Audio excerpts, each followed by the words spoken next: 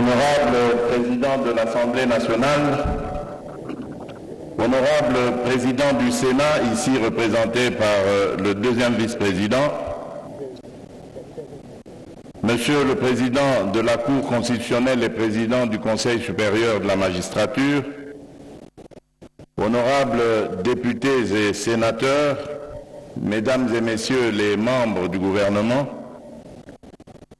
Monsieur le Président du Conseil économique et social, Messieurs les membres des institutions d'appui à la démocratie, Mesdames et Messieurs les membres du corps diplomatique et représentants des organisations internationales accréditées en République démocratique du Congo, Monsieur le bâtonnier de l'Ordre national des avocats, Mesdames et Messieurs les représentants du système judiciaire en vos titres et qualités respectifs, distingués invités, Mesdames et Messieurs, nous voici réunis au terme de ces États généraux de la justice, une démarche collective qui a permis un diagnostic exhaustif de notre système judiciaire. Durant des journées intenses, les acteurs du secteur de la justice et de la société civile dans toute sa diversité, auxquels se sont joints les honorables députés et sénateurs, les membres du gouvernement ainsi que de nombreuses autres autorités politico-administratives, tant nationales que provinciales, se sont réunis pour sonder la réalité actuelle de la justice en République démocratique du Congo et définir ensemble une vision de sa thérapie. L'état actuel de notre système judiciaire est préoccupant. Nos travaux ont mis en lumière des failles profondes, héritées de décennies de crise, de négligence et d'abus. Corruption, manque de moyens, formation inadéquate, impunité, absence d'indépendance du pouvoir judiciaire et multiples obstacles à l'accès à la justice pour les plus vulnérables. Ces défis, nous les connaissons et savons maintenant l'urgence de les relever. Autant il était essentiel de poser un diagnostic lucide et de cerner les faiblesses, autant il est impérieux aujourd'hui de passer à l'action et de dessiner une voie de réforme capable de restaurer la confiance des Congolais en leur système judiciaire. Une justice qui défend les faibles, protège les droits de tous et applique les lois de manière égale et équitable. Tout au long de ces échanges et concertations, vous avez fait preuve de rigueur et de détermination. Les discussions, parfois franches et intenses, ont permis d'aborder les points essentiels dans une diversité de perspectives. Je salue la qualité de vos interventions portées dans un esprit de responsabilité et de respect mutuel. À chacune et à chacun de vous, ainsi qu'à tous nos compatriotes dont les observations et attentes ont enrichi ces assises, j'adresse mes félicitations pour leur contribution à l'écriture réformatrice de notre histoire judiciaire.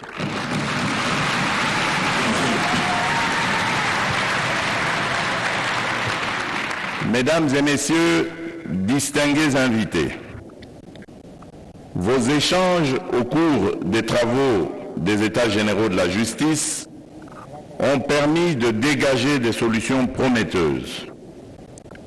Parmi les recommandations phares, j'ai retenu la révision des cadres législatifs pour garantir l'indépendance effective du pouvoir judiciaire, l'établissement des tribunaux itinérants pour favoriser un meilleur accès à la justice et la mise en place d'une politique de formation continue destinée aux magistrats. Un accent particulier a également été mis sur le renforcement de la lutte contre la corruption, avec des sanctions exemplaires, l'amélioration des conditions de travail et des ressources logistiques, permettant ainsi de garantir le prononcé des décisions de justice dans les délais légaux. Enfin, une digitalisation progressive a été recommandée pour accroître l'efficacité et la transparence de notre système judiciaire. Ces recommandations constituent la base solide sur laquelle nous devons bâtir les réformes indispensables. Il n'est plus question de se satisfaire de solutions superficielles. J'insiste, il nous faut des réformes courageuses, des mesures radicales qui transformeront nos institutions de manière durable et qui impacteront positivement les comportements.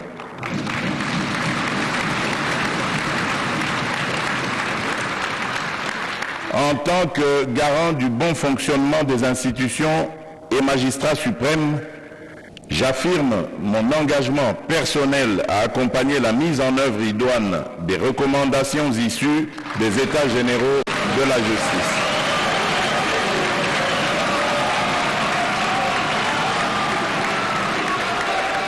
Cette volonté de réforme incarne une priorité nationale, nécessitant une mobilisation sans faille.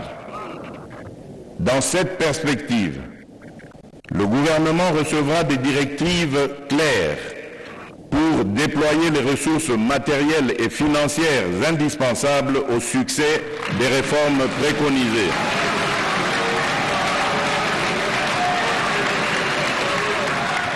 Je disais donc, dans cette perspective, le gouvernement recevra des directives claires pour déployer les ressources matérielles et financières indispensables au succès des réformes préconisées afin de garantir des résultats concrets et durables pour notre nation.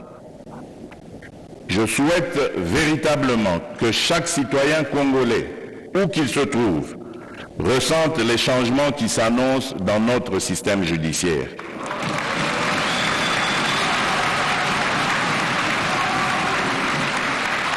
La justice est le socle de la stabilité de notre nation, le ciment de la paix sociale et le garant de notre unité nationale.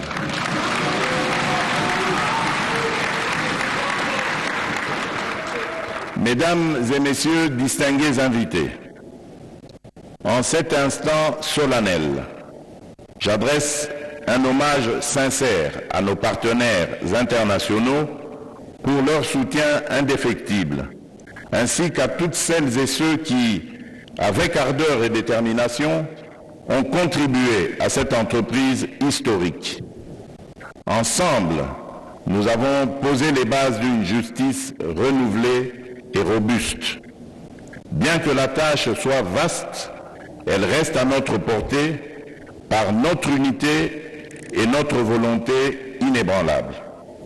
À vous, mes chers compatriotes ici présents, le peuple congolais, dans toute sa grandeur et sa résilience, nous observe.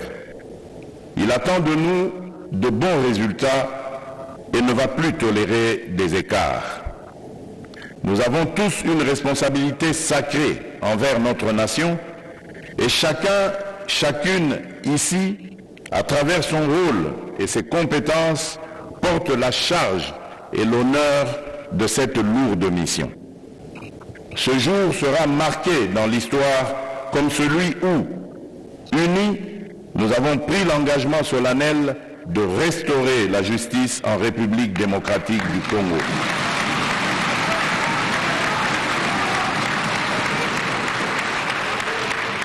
L'histoire jugera sévèrement quiconque trahira cet engagement.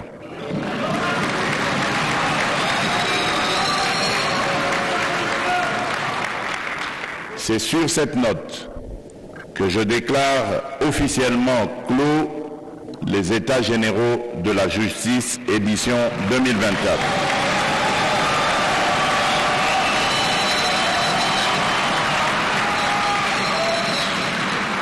Vive la justice au service du peuple. Vive la République démocratique du Congo. Que Dieu bénisse notre pays et son peuple. Je vous remercie.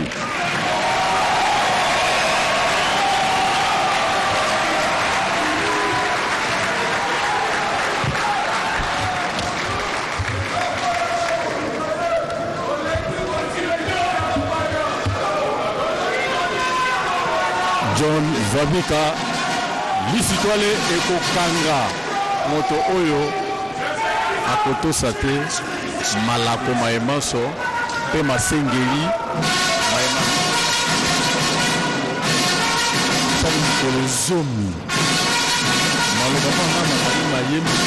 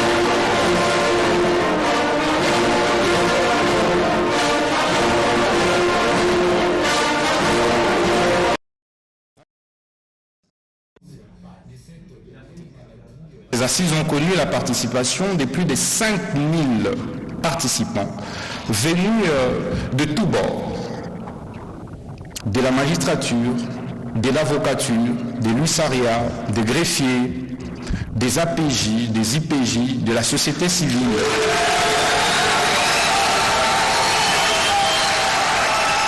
des étudiants, des praticiens de droit, tout comme des théoriciens, tous venus de l'intérieur du pays ainsi que de l'extérieur du pays. Excellence, Monsieur le Président de la République, concernant le déroulement de ces assises, en fait, elles se sont déroulées en deux phases majeures. La première phase en consistait à des travaux en plénière, où l'on a vu défiler d'éminents orateurs, professeurs d'université, hauts magistrats, éminents avocats, les représentants des huissiers, les représentants de la société civile. Tous les praticiens et théoriciens du droit ont défilé, Excellence Monsieur le Président de la République, pour problématiser la question de la justice congolaise. Et ici est donc l'occasion pour moi de pouvoir les remercier de tout cœur.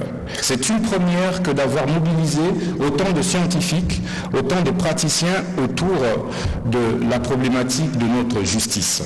Je tenais du fond du cœur à vous en remercier et ils étaient au nombre de 70. Concernant le diagnostic, Excellence Monsieur le Président de la République, et avant de pouvoir le brosser, je voudrais vous rassurer que les travaux en atelier ont été suffisamment travaillés, suffisamment outillés et ont débouché sur des recommandations fortes qui confortent en réalité la question, la problématique de la justice telle qu'elle est administrée dans notre société. Et les diagnostics, je ne voudrais pas y revenir parce que le rapporteur général s'est largement attardé là-dessus. Pour les magistrats, la magistrature, c'est des jugements, décisions, arrêts uniques, truffés de corruption, des mises en place teintées de clientélisme, des non-respect des délais des procédures, non-respect des délais des prononcés, absence des juridictions des tripets, absence des absence des tribunaux de grande instance, des tribunaux de travail à l'intérieur du pays, prise en charge insuffisante des magistrats, mauvaises conditions de vie, mauvaises conditions de travail, mauvaises conditions de travail également pour les greffiers, les APJ, pour la plupart ils ne sont pas mécanisés, ils sont obligés de se prendre en charge.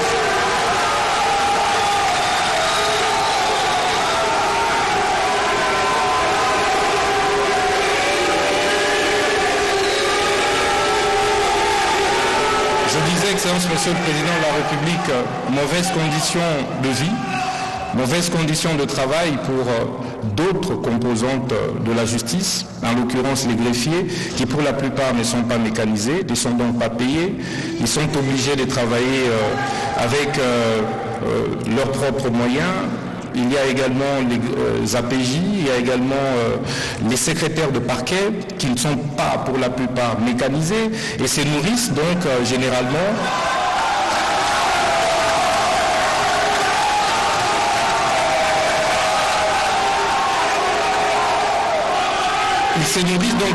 des justiciables, Excellence, Monsieur le Président, donc de la corruption. Ils recourent à des pratiques peu honorables, Excellence, Monsieur le Président de la République, parce que leurs conditions de vie et de travail sont peu commodes. Excellence, Monsieur le Président de la République, s'agissant de la thérapie de choc, parce que nous ne voudrions pas nous attarder dessus, il faut une thérapie de choc. Il faut regarder le mal avec sincérité et lui administrer la thérapie qu'il faut. Après avoir fait tous ces diagnostics, Excellence, Monsieur le Président de la République, il nous faut impérativement des mesures fortes. Pour ce qui concerne les ressources humaines, le capital humain, nous proposons des mesures et des décisions fortes et drastiques. La révocation des magistrats et greffiers véreux.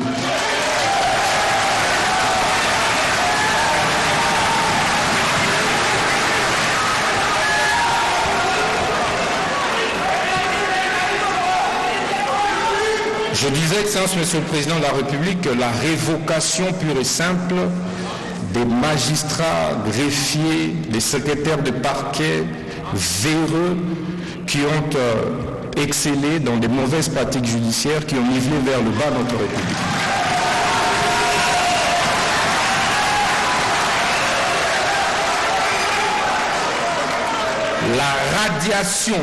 La radiation pure et simple des avocats, des huissiers véreux qui participent également à la déstructuration de notre système judiciaire.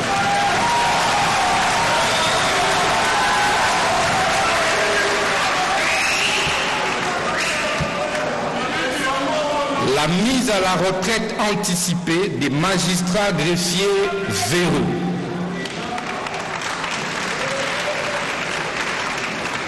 Excellence, Monsieur le Président de la République, nous ne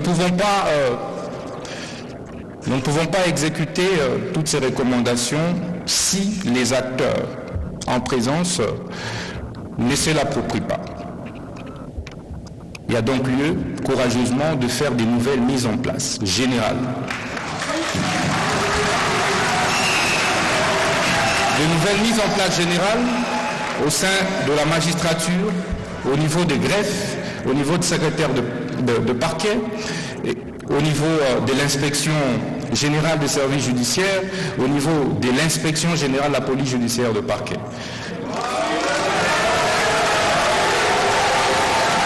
Ceci,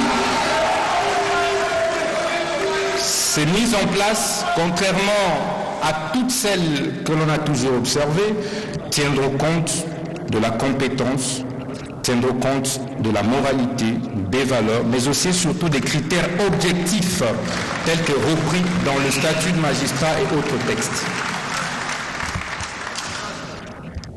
Concernant, Excellence, Monsieur le Président de la République, les textes, il faut une thérapie des chocs aussi à ce niveau-là. Je ne voudrais pas revenir sur la recommandation concernant le Conseil supérieur de la magistrature. La majorité de participants aux assises des États généraux ont opté clairement pour la suppression du CSM et la création du Conseil supérieur de la justice qui va intégrer tous les acteurs de la justice. Parce que la justice, ce n'est pas la magistrature, Excellence, Monsieur le Président de la République.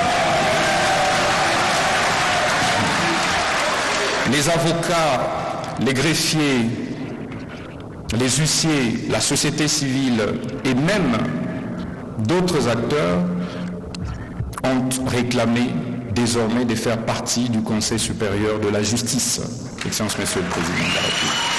Cela va donc nécessiter de toucher à certains textes, aussi bien le texte fondamental de notre République, je cite l'article 152 de notre Constitution. Excellence, Monsieur le Président de la République, concernant le statut des magistrats de parquet et ses rapports avec le ministre de la Justice, il faut clarifier. Le dualisme actuel et même le bicéphalisme créent beaucoup d'anarchie et n'aident pas à la bonne administration de la politique criminelle du gouvernement. Les participants, dans leur majorité, ont donc exprimé le vœu de pouvoir revoir la loi sur l'organisation, compétence et fonctionnement des juridictions de l'ordre judiciaire, en l'occurrence en son article 70. Excellence, Monsieur le Président de la République, pour lutter contre la criminalité économique et financière, comme vous l'avez observé, tous les détourneurs des deniers publics, c'est la coule douce. Ils font même des déclarations sur les médias et réseaux sociaux, comme s'ils en avaient le droit.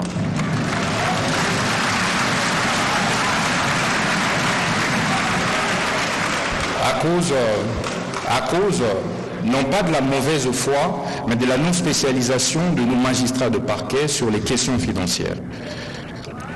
Il est donc urgent que le parquet économique et financier soit mis en place.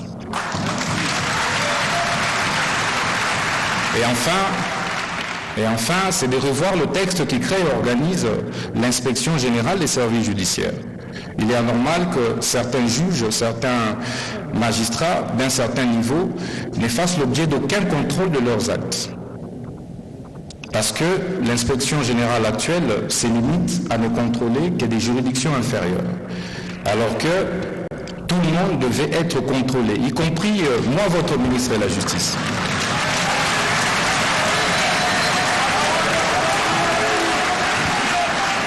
Il faudra donc renforcer le pouvoir de l'inspection générale des services judiciaires, mais également étendre ses prérogatives sur l'ensemble des juridictions, supérieures comme inférieures. Excellence, Monsieur le Président de la République, nous avons également prévu d'aborder la problématique des finances, les moyens financiers. Nous ne saurons rien faire de toutes ces recommandations s'il n'y a pas de moyens financiers, matériels et logistiques conséquents. Nous plaidons donc pour que nous puissions revoir à la hausse le budget qui est alloué à la justice, de 2 à 5% minimum. Ceci va évidemment permettre d'améliorer les conditions de vie des magistrats, améliorer les conditions de vie des greffiers, améliorer les conditions de vie et de travail des APJ-PJ, améliorer les conditions de travail des huissiers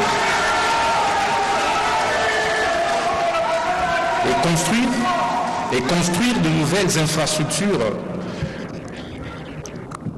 nouvelles infrastructures, aussi bien pénitentiaires que juridictionnelles. Excellence, Monsieur le Président de la République, chef de l'État et magistrat suprême, ces assises sont inédites. C'est une première pour votre mandat, depuis votre avènement à la tête de notre pays. Nous souhaitons donc qu'elles ne ressemblent pas à celles qui ont été organisées en 2015.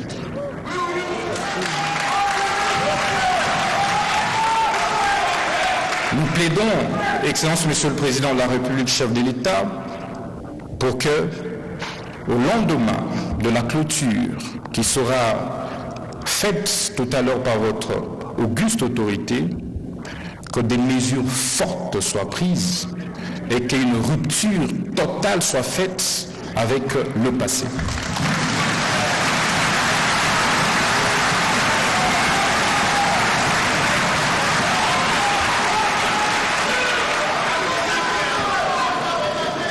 C'est par ces mots, Excellence Monsieur le Président de la République, magistrat suprême, que je vous remercie pour votre aimable attention. Merci. Mathieu Moudi-Bangou. Et là, c'est Constant Moutamba, ministre de la Justice, garde des Sceaux, qui venait de brosser pratiquement l'essentiel de ces étages. Très respectueusement, nous invitons Son Excellence, Monsieur le Président,